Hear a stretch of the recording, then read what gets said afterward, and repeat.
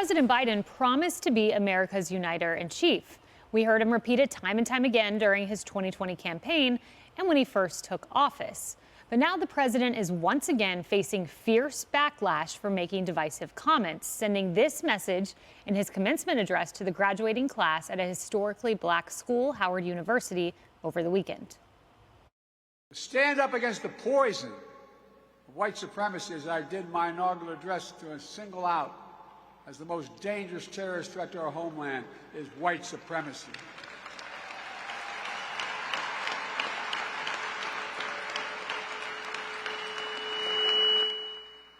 And I'm not saying this because I'm at a black HBCU. I say it wherever I go. The most dangerous terrorist threat to the homeland, Harris. That's quite a claim.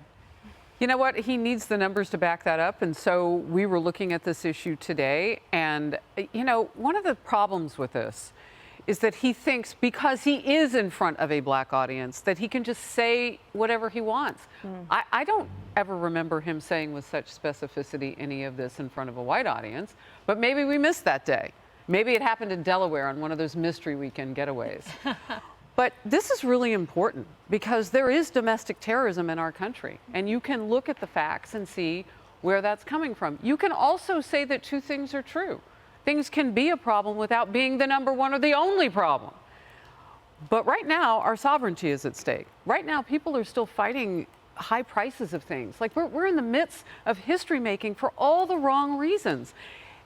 The blacks in that audience care about that. You don't think that we care about the 100%. economy? Of course. I mean, come on, you don't have to victimize us to reach us, but that's what he does. No one's putting us in chains.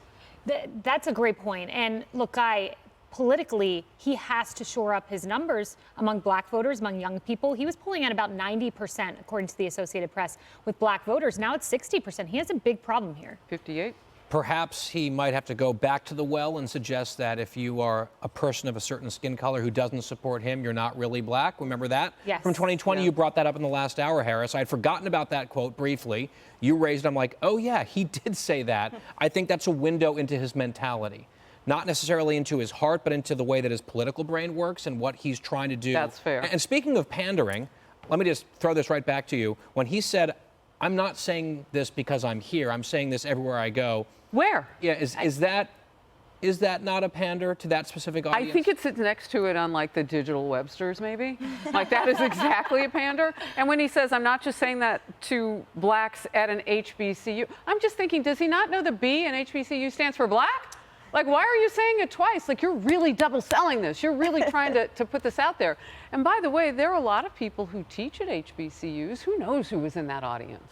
Yeah. I mean, we don't know. In my own household, there are people who look like you. So I'm just wondering, and I'm pointing to Guy in case you didn't see that. Good looking household. Yeah, well, I think he's cute myself. My kids are cute. But my point with this is that if you wouldn't say it to everybody, why are you only saying it to a certain audience? Yeah. Why? It makes no sense. And Emily, there is this small matter that he promised us unity. Take a listen.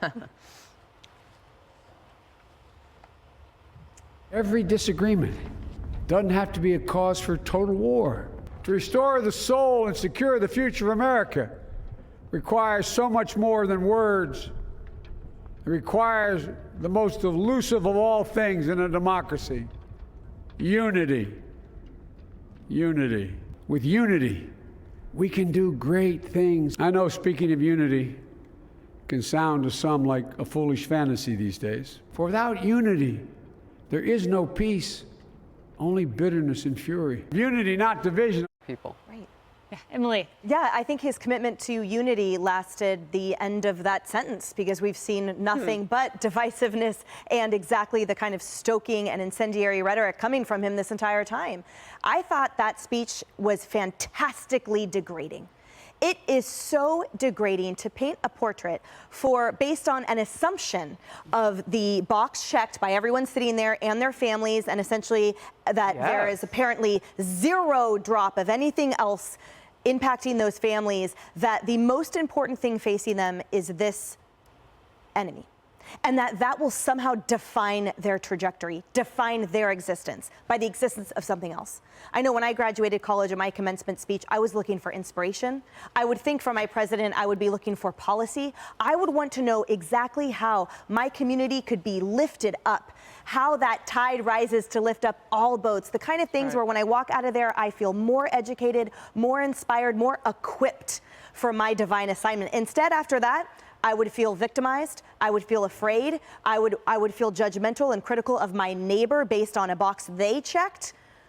This commander-in-chief is anything but a unifier, and that speech was appalling. Well, Lisa told me during the commercial break she was really feeling unity in Joe Biden's America. I was saying it as a joke, as we all know. He's the most divisive president, in American history. But the point is to pit neighbor against neighbor, people against the other. That is the point of this. Like every Marxist before him, you have to have someone to blame. You have to intentionally divide society. He did this during COVID with the unvaccinated like me, trying to say, hey, don't spend Christmas with your unvaccinated family member. They're dangerous. They're unclean. He did this heading into the midterm elections with ultra MAGA, standing with the military flanked behind him, labeling 75 million Americans as enemies of the state. And now he's just doing it with white people. And the sad part is, and the irony of it, is that Joe Biden has probably made some of the most racist statements of any president in American history, whether it was palling around with segregationists, whether it was saying that Obama was the first Black American who was bright, articulate, and clean, whether it was saying he didn't want his kids to grow up in a racial jungle,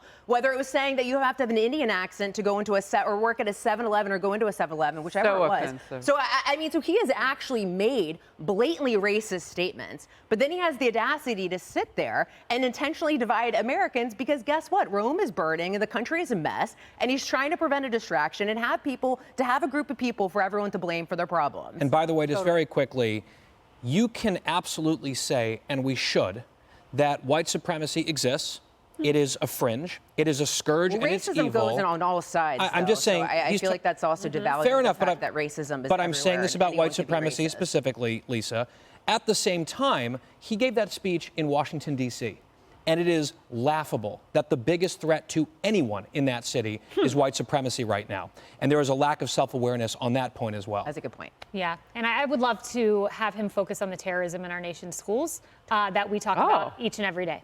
Hey everyone, I'm Emily Campagno. Catch me and my co-hosts Harris Faulkner and Kaylee McEnany on Outnumbered every weekday at 12 p.m. Eastern, or set your DVR.